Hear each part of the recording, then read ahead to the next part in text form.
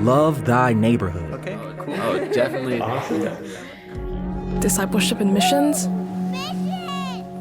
for modern times.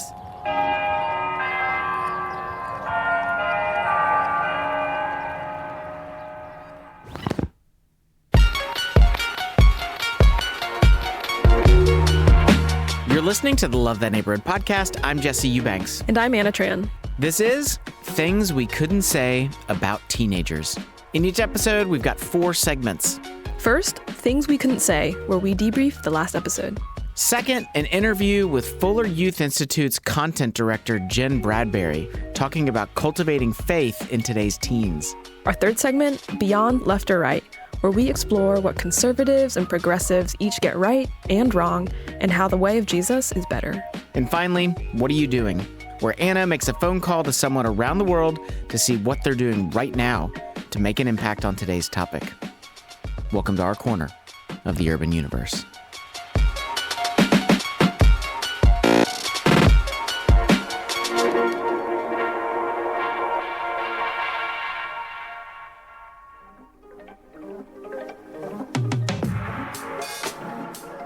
All right, first up, things we couldn't say about teenagers. All right, so there were definitely plenty of aspects about teenagers that we didn't get to cover. So, Jesse, tell me about one you wish we had time to explore. Okay, so one of the first things I want to do, I want to give us just a very simple little framing device for some of this conversation. This is something that our executive director, Kiana Brown, has been talking about recently. And she talks about this idea that teenagers and young adults are like plants. She loves plants, so she talks about plants. And she talks a lot about the greenhouse versus the real world.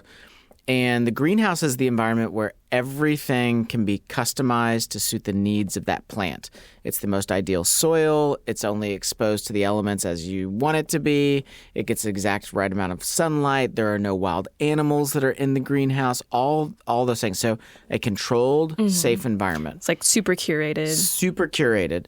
Versus the real world where the soil is the soil that's in the ground. Animals kind of, they come and they mess things up.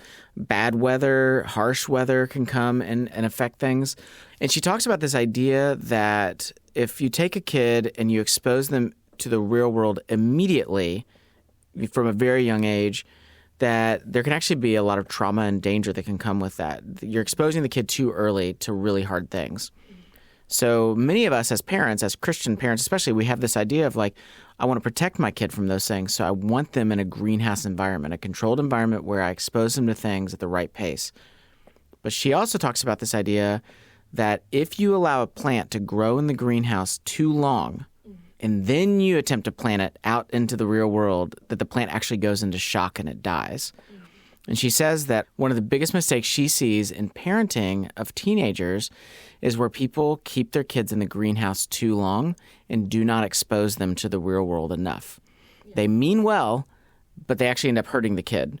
And so instead, it needs to be a thing where your kid's in the greenhouse, but you expose them. You take them out for a few hours a day. You give them the sunlight in the real world. You begin to expose them to the soil of the real world. And then you take them back into the greenhouse. You begin to process some of, okay, what did you experience? What was that like for you? This is what that means. And then increasingly, they should begin to spend more time out in the real world and less time in the greenhouse. But if you wait too long, that's going to be dangerous. So I just find that as a very helpful analogy, as we think about teenagers, is am I keeping my kid in the greenhouse too long? And what does it look like to expose them at the right pace to the real world? Mm-hmm. And what you're not saying, I don't think, is you're purposefully taking your kid over and seeing this murder scene. But when stuff on the news does come up, being willing to talk with your teenager about things like death, murder, and poverty. Yeah, absolutely. And, my kids, they hear obscene language on a daily basis at school among their peers. Is that something I'm thrilled about? Of course it's not. But the response is not, oh my gosh, I got to tuck them away from the world. It's I have to learn how to help my kids navigate a world where there are topics that come up, there are behaviors that come up, there are realities that have to be explored. What does it look like to follow Jesus amidst those things as opposed to head for the hills? We got to get out of here. Yeah, I like what you said about like the exposure stuff as well, because I think it's definitely a process. It's like a little bit exposure, Yeah. process it.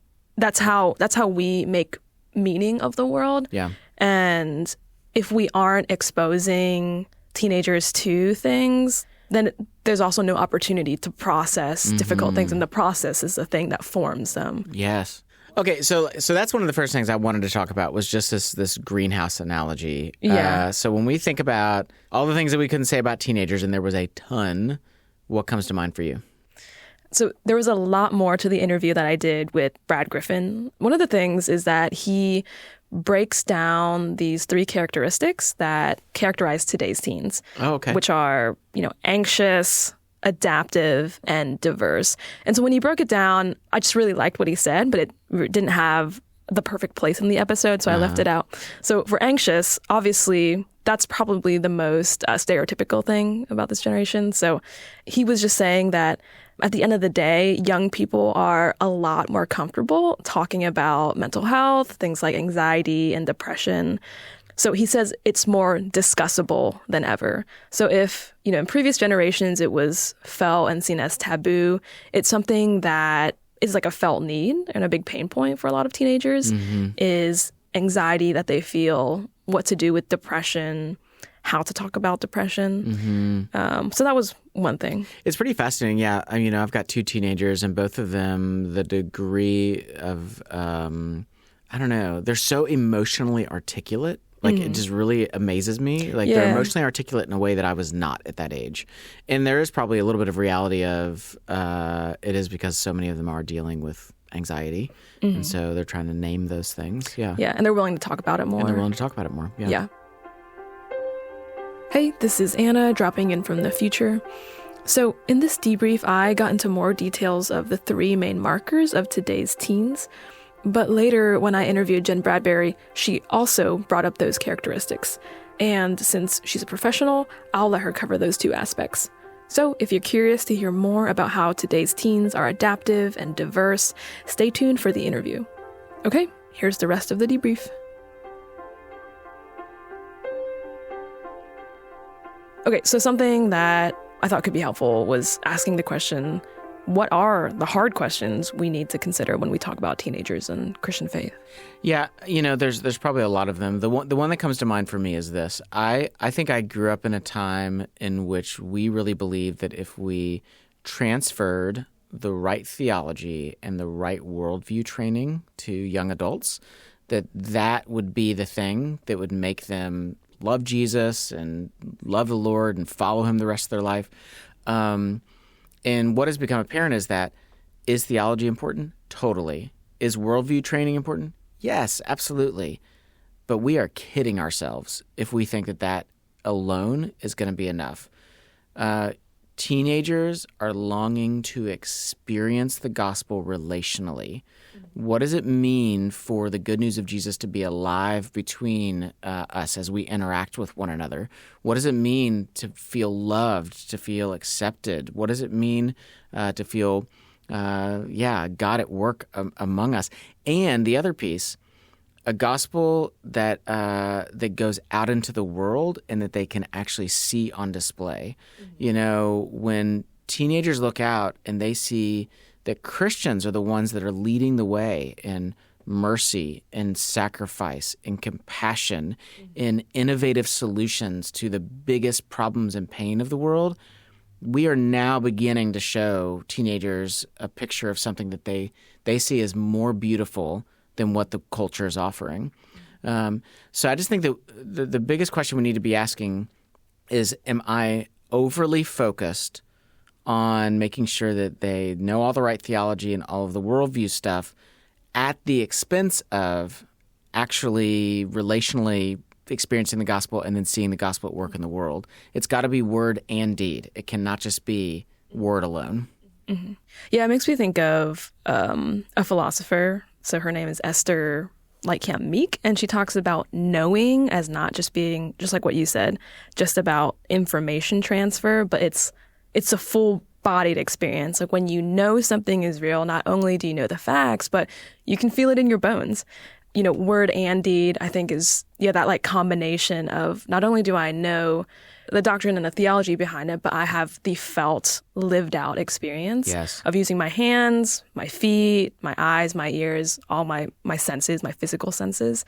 And that physical grounded reality solidifies this holistic experience of the gospel. Absolutely. Well, those were plenty of the thoughts we couldn't say on this episode. Stay with us because when we come back, Anna will be talking with Jen Bradbury, content director for Fuller Youth Institute. They're going to be discussing how to cultivate faith in today's teenagers, especially as those teenagers live in such a diverse world. Stay with us.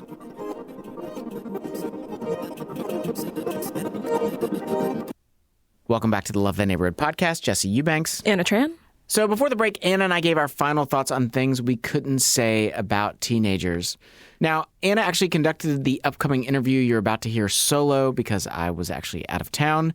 So here is Anna's conversation with Jen Bradbury, content director for Fuller Youth Institute, talking about cultivating faith in today's teens.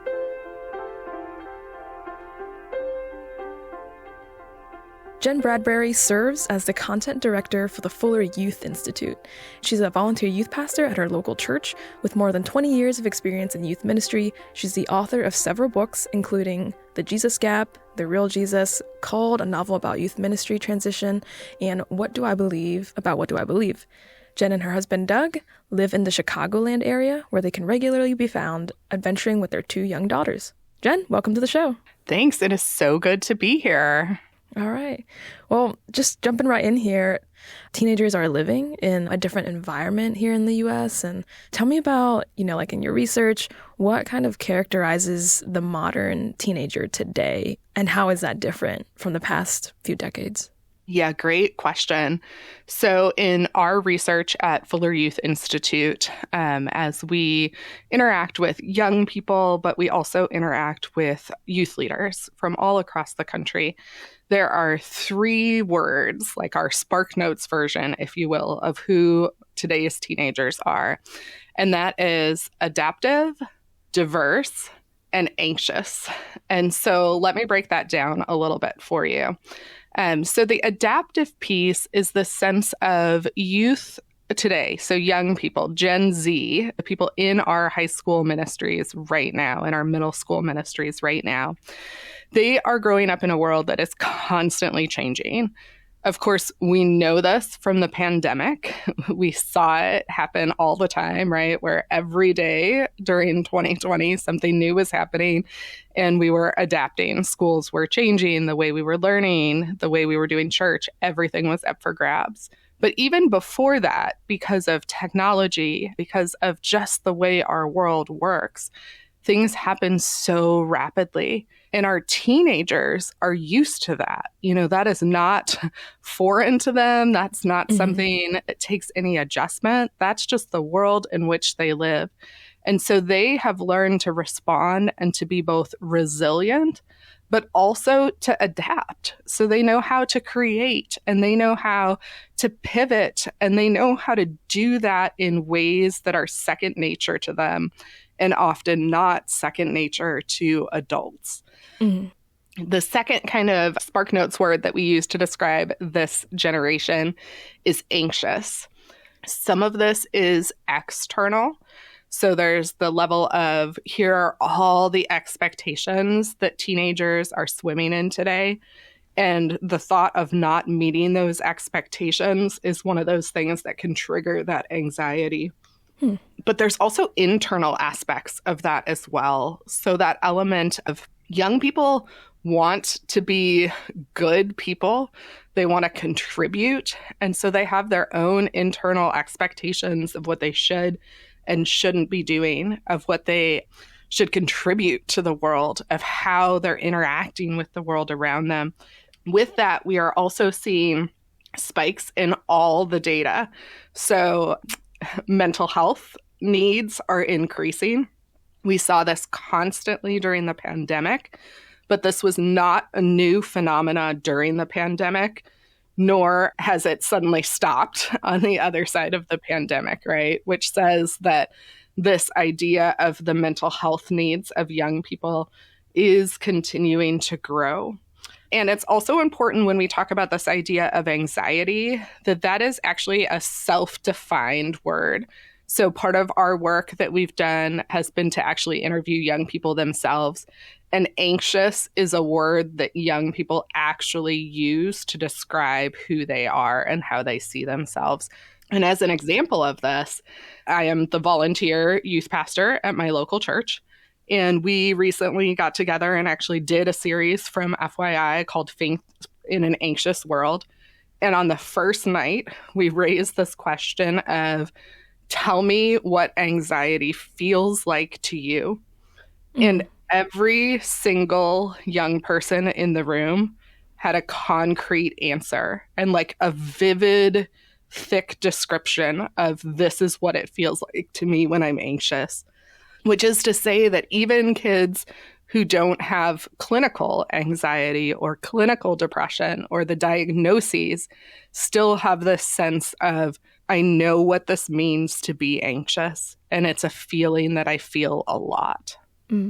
Could you give me some examples of how some of the youth members at your church described the anxiety that they felt?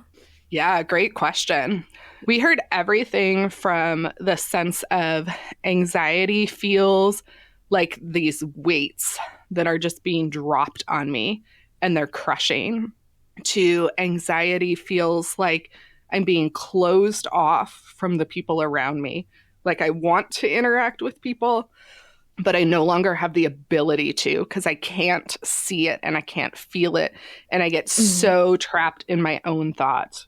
We also heard one young person, a boy actually, who described it as feeling constantly like he's being moved around, like in the swirl, like a tornado or a hurricane, and he can't actually get out of it. So, I mean, again, like those are vivid descriptions in young people's own words. And from that, as an adult, like I take away the sense of anxiety is crushing, it's crippling, it's isolating. And those are things that are really important for anyone to understand, but particularly for adults to understand as we minister to teenagers. Yeah, sometimes I have conversations with friends about like how to describe anxiety versus stress. They're close, but they're not quite exactly the same thing. And trying to understand what anxiety actually feels like in your body. And that's a helpful way, like for me to just understand that for a friend. And for teenagers, it sounds like a lot of them are really articulate and know exactly what it feels like in their bodies. Right. Not only are they articulate, but there was this sense in the room that night of just eagerness of like, I know this answer and I want to share it because you've actually asked me about it and no one had. And so it was a really sacred, holy moment. So what's the third word that you talked about? Third word is diverse. So this generation, Gen Z, is the most diverse generation our country has ever seen. And I use the word diversity intentionally, but I also want to say that means on several different levels. So ethnically, this is the most diverse generation that we have in the US, and it's only getting more diverse. But it also means in terms of things like sexual identity and orientation. So the numbers who identify themselves as LGBTQ+ are rising. That has implications for how young people understand themselves. It also has implications for us, regardless of what you believe theologically on that issue. We also see this in terms of religious diversity. So the sense that young people are in a cohort of people that is more religiously diverse than we have seen in the past. So no longer is it just Christian or non-Christian, right? It's I used to be a Christian. It's I'm exploring. It's I'm Jewish, Muslim, whatever the case is, right? But there is a diversity there as well. And then I also think it's important to realize that neurodiversity also plays into this equation.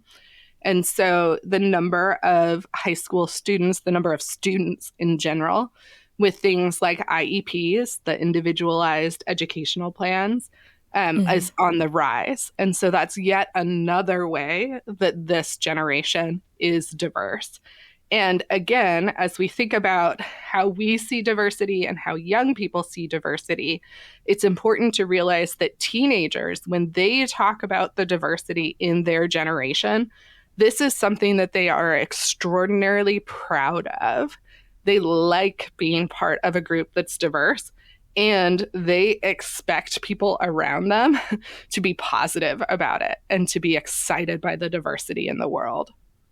Tell me about how these modern markers of teenagers, them being adaptive, anxious, and diverse, how have you or like other youth ministers adapted how you teach the gospel? How do you adapt that to today's teenagers? Yeah, great question. So lots of good things that we're seeing people do that I'm trying to implement in my own ministry. Going to the adaptive piece, I think that has a lot of implications for not just what we teach, but how we teach. So at Fuller Youth Institute, we just released a book last week, actually called Faith Beyond Youth Group. And the subtitle of that is 5 Ways to Form Character and Cultivate Lifelong Discipleship. So one of those ways, one of the 5 ways, we call this our Faith Beyond Youth Group compass, is teach for transformation. And what we mean by that is that oftentimes in churches particularly, we can reduce teaching to, I'm going to get up on a Wednesday night and give a 15-minute talk for my young people. And then afterwards, maybe they'll go into small groups for 20 to 30 minutes and talk about it.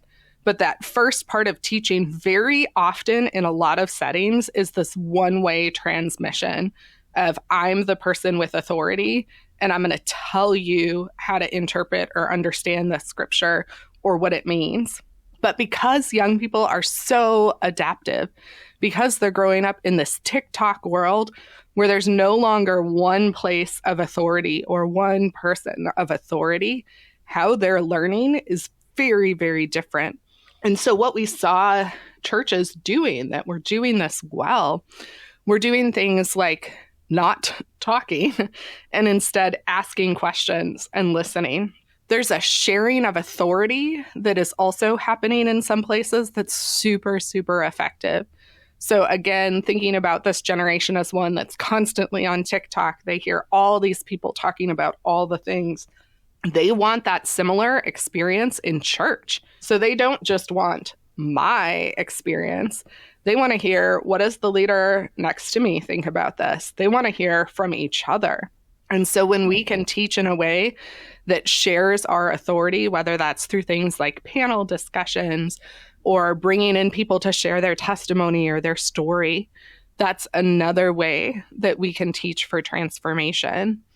And another act of sharing our authority is actually equipping young people to lead. And so whether that's giving them, again, the power and the authority and the equipping to actually lead the conversation that they want to have, or it's inviting them to be part of our service teams and to help set the trajectory of what we're doing, those can all be really powerful and effective ways of teaching this generation.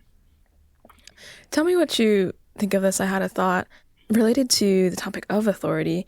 How would you teach young people about the authority, kind of like the ultimate authority of Jesus and the ultimate authority of God? How would you go about teaching that if, let's say, authority is something that a lot of young people see more as like a level playing field? Yeah, great question. So a couple things there. So one is to be honest about the questions that young people are actually asking. So for some teenagers, that is the question of like the authority of Scripture or the authority of Jesus and God. For others, it's much more almost brass tacks. And what I mean by that is questions like, how did we get the Bible that we have? And so, built into that, there are questions about trust. But their forward-facing question is, I open the Bible and I see this. But somewhere along the lines, I've also heard people talk about the Gospel of Mary Magdalene or the Gospel of Thomas, and those aren't in our Bible. So what happened to them? Does it mean there was a conspiracy? So I think part of teaching about authority is actually being open to listening to the questions that young people are really asking and to answering those, to having honest conversations about those questions, to say, this is how our tradition, our church, our denomination, whatever context you come from, understands Scripture. This is why we think it's important. Testimony can actually also work really well here, which may seem really strange, but when young people hear personal stories of, this is why Scripture is meaningful to me, this is why I believe the Bible, this is why I read the Bible, that actually hits them very differently than you saying, you have to believe the Bible because it's the basis on which our whole faith is formed. The latter is true, but it comes off as really just like, well, who are you to decide that? Whereas the former comes off as much more experiential and of relatable. And so there's almost this translation that needs to happen when we're interacting and ministering with young people so that we are responding in ways that they are open to hearing, if that makes sense. Yeah. I like that. Almost like cultural translation. Obviously, it's not a different language, but what you just said there, being able to communicate in a way that will not make it difficult for them to understand. Yes, 100%. So there was a study came out a few years ago. I think it was 2018, 2019. It was called The Great Opportunity. I'm guessing that you all at Fuller have probably heard about that. It sure have. Yeah, it said that it's projected that by like 2050, 35 million youths raised in Christian families are projected to disaffiliate from Christianity. Yep. Tell me what you make of this and what you all at Fuller, gleaned from that study. Yeah, so the study was done by Pine Taps Foundations, and what they did was they looked at all the research that's out there. And so some stuff by us, going back to our Sticky Faith research, some body done by Barna, some Pew research is in there, as well as some stuff from Springtide. And we agree with this report is sort of my bottom line statement. We do think that young people are disaffiliating from the church at pretty alarming rates. And to go back to our book that we just released a little bit ago, Faith Beyond Youth Group, one of the 5 ways to form character that we talk about in this book that we saw churches and ministries doing was the act of cultivating trust. So where this connects with this idea of disaffiliation is the sense that trust used to kind of be a given. So again, I'm in my early 40s, and when I was a kid, the understanding was that you trusted the church and that you trusted the pastor because they had positional authority because of who the church was and who they were in that structure. But today, the positional and institutional authority has all eroded. And this generation of young people does not inherently trust institutions, nor the people who lead those institutions. And that includes senior pastors and associate pastors, but it also includes youth pastors. So what we saw again and again as we went around the country, as we talked to people, is there's this sense from youth leaders that my kids really like me, but I don't actually think they trust me. So part of keeping kids in the church, part of keeping them connected to the church, and more importantly to Jesus, because I want to be clear that what's alarming to me about the statistic is not that they're walking away from the church, it's that they're walking away from their faith. And those two things are connected, but they're not always entirely the same. And so bottom line, I want young people connected to Jesus. And I think that the church is one of our best ways to get them connected to Jesus. And that's why I care about statistics like this one. So I think that part of stemming the tide of this disaffiliation is restoring trust. And there's good news and bad news with that. So The good news is that trust happens in small things. It's not about big gimmicks. That's actually a great way to lose trust. But it's about things like going back to my own experience. I had adults who showed up in my life and who showed up consistently. So they were close to me and they were there all the time. And those are the two things that literally in our research we found to be true of cultivating trust, that you have to show up and you have to do it consistently, that it takes time and proximity. Now, is that all that we have to do in order to keep kids in the church and to keep them from disaffiliating? No, but that is a really important first step. That's really good. Well, stay with us because when we come back, we'll continue our conversation with Jen Bradbury. Stay with us.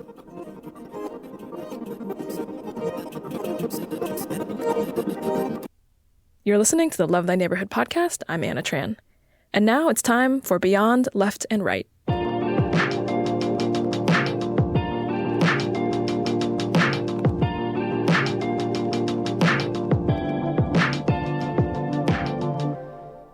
In this segment of our show, we ask our guests to put today's topic through 3 questions. What is the traditional view on discipling teenagers? What is the progressive view on discipling teenagers? And what is the Christian view on discipling teenagers? Okay, here's how this works. We're going to ask you 3 questions. When you are summarizing opposing views, be charitable, present both the conservative and liberal views fairly and objectively, rather than trying to make it look foolish.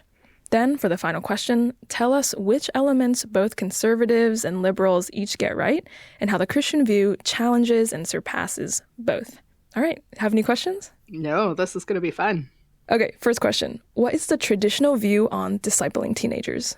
And I want to be clear, Anna, when you say traditional, you mean more conservative here? Yes. Okay. Yeah, so I would say the traditional view on discipling teenagers is that teenagers need to be in the church so that they can come to know Jesus, which typically means an event or an experience when a young person first accepts Jesus into their heart. And then because of that acceptance of who Jesus is and what Jesus did in their lives, teenagers are then expected to live a certain way that reflects the identity of Jesus in their life. Okay, what's the progressive, more liberal view on discipling teenagers? Yeah, so there's some elements that are the same. So there's the sense of we want young people to believe in Jesus, but what's different, I think the fundamental distinguishing factor is that progressives don't talk about discipling Jesus as a one-time experience of accepting Jesus into your heart. Progressives would use the language of a faith journey, my experience with God. There's a lot of weight placed on experience in progressive circles. In more traditional circles, there's a lot of weight placed on scripture. It's not that progressives ignore scripture, but again, the weightiness of that is a little bit different. And I think whereas in traditional circles, that understanding of I accept Jesus, so now I'm going to live differently to reflect who Jesus is. Progressives would say that that is much more about because God created me in God's image and I already belong to God and share in God's identity, that the natural outpouring of that is that I'm going to live like Jesus because that's who God created me to be, regardless of who I am. Okay, so let's talk about, from your perspective, what's the Christian view on discipling teenagers? Yeah. So I think a Christian view on discipling teenagers has Jesus at the center of it always. I think it is informed by Scripture because I think that Scripture gives us the story of who we are. So there's a piece of identity there. And I think that a part of that goes back to this how do we live now piece. It's the sense of faith, discipleship is not just about what I know, it's about how I act. And so there is a compelling and identity piece that says, I've got to live like Jesus in my everyday life. Okay, so what do the conservative and traditional views get right? I think the traditional view of discipleship gets Jesus right. And that may sound so basic, but in my career, I've had the privilege of bouncing in and out of evangelical conservative circles and progressive mainline circles. Again, I really think Jesus is what distinguishes our Christian faith. And I love the way that conservatives center everything on Jesus. So what do progressive and liberal perspectives get right?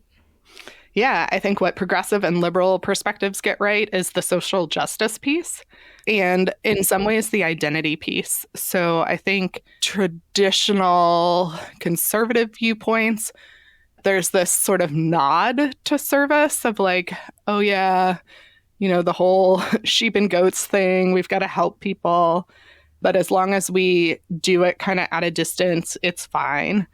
And I think what progressives really get right is the sense of, no, social justice is actually a key component of what it means to live like Jesus, that Jesus went to the margins, he interacted with, he ministered to, he equipped people for ministry, he cared about those who were oppressed. And because Jesus cared, we need to care too. So how do you think that Christian view challenges a traditional conservative view? Yeah, I think a Christian view challenges the traditional conservative view by saying it's absolutely about Jesus. And because it's about Jesus, it's about a lot more than just Jesus. So again, it combines this sort of element of, yes, we want to know all about Jesus. And it's not enough to just know Jesus. Who Jesus is, the fruits of the Spirit have to be a part of how we're living our life for our faith to matter, for it to not look like hypocrisy in the world around us. All right, last one here. How does the Christian view challenge the more progressive liberal view? Yeah, it challenges the more progressive liberal view by saying social justice alone isn't enough, that if it's not actually rooted in Jesus, that we've lost the center of the story. Jen, thanks so much for joining us today. Do you have 15 extra minutes for 3 more questions? I sure do. Awesome. Cool. Listeners, if you want to hear those extra 15 minutes of the interview, we'll be posting that on our Patreon. To hear that, go to patreon.com/lovethyneighborhood.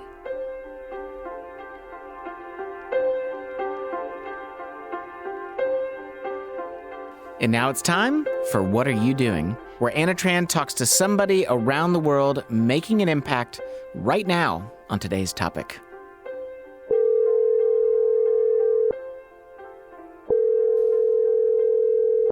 Hey, what's happening? Hey, Kevin. How are you? I'm doing well. Thanks so much for recording this with me. So tell our listeners who you are and where you're calling from. Yes, I am Kevin Pringle. I'm the Executive Director of Youth for Christ, Greater Louisville. Nice. So if someone doesn't know what Youth for Christ does, tell them a little bit about what they could expect. Yeah, absolutely. We're a global ministry. We have chapters all over the world.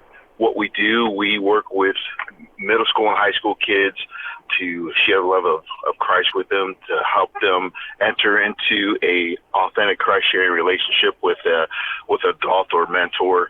We use several models through campus life. We go on middle school and high school campuses. We have an urban center called City Life. We work with teen parents. We work with kids who are adjudicated, and we also are launching a sports ministry. That kind of sums it up. Yeah. So if there was a teenager who came to City Life, how would you help them out, learn about their needs, and how would you serve them? Yeah, we take a holistic approach where we want them to have a Christ-centered foundation. We don't necessarily just dive into, and not that there's anything wrong with that, we don't necessarily just dive into establishing a relationship with Jesus.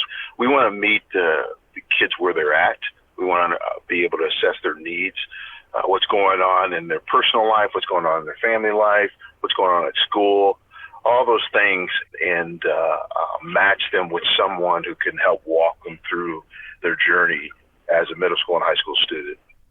What do you think is unique for the program that you guys have? What can you all offer that is more helpful than stuff that they may be surrounded by at school or at home? Absolutely. I think one of the main things, I don't want to overuse this, but it is so vital and so important, is that there needs to be an understanding of who they are in relationship with who created them, that God has created them. God has given them an identity. Oftentimes that gets lost in the shuffle of life. We want to help them understand first and foremost who they are in relationship to who Jesus is, and then help them walk through whatever their passions, whatever their desires are, as it matches with why they were created. It's like helping them, and not just telling them, right? Helping them live into that on their own and discovering that on their own. Absolutely. And we always want to be there to help with any questions, any concerns, any stumbling blocks that they might have, because there's definitely going to be some. And so we want to help them. Oftentimes you have things where once somebody messes up, then you kind of write them off. But we factor that into the equation, that there are going to be hiccups. Yeah. Do you think there are some unique pain points for teenagers today that maybe you hadn't seen like 5 or 10 years ago? Oh my goodness. Absolutely. And to address a couple of those things, there's such confusion and identity. And again, that's not a word I want to overuse, but I think it's something that we can all relate to. There's this nagging question of who am I? And there's a lot of things that are out there that they're counterfeit things, but they're telling kids, young people, this is who you can be. But all those things have false bottoms to it.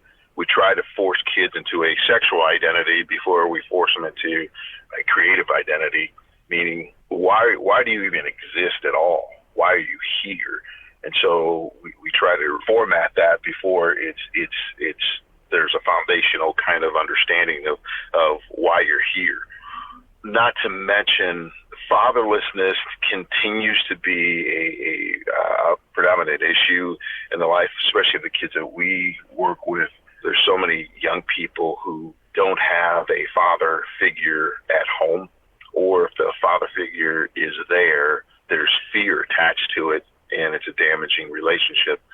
And so it's quite fascinating. I mean, I was a teenager a long time ago, and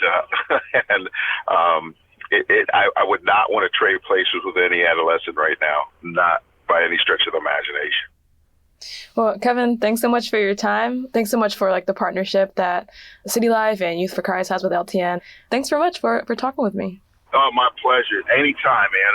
You guys have our heart, and we believe in what you're doing as well. So God bless you. Hey, thanks so much for joining us. Make sure to leave a review for the show wherever you listen to podcasts. Support the show and our ministry by becoming a Patreon supporter. You can get bonus content and workbooks for each topic that we cover. To support our show, head over to patreon.com/lovethineighborhood. Again, that's patreon.com/lovethineighborhood. And listen, we will be back in 2 weeks with our special, State of the Union Address episode, where we give you an update about all the ministry stuff that has happened here at Love Thy Neighborhood over the last year. And then, in 4 weeks, we will be back with Reality Christmas #2. An episode full of short stories all about the realities of Christmas.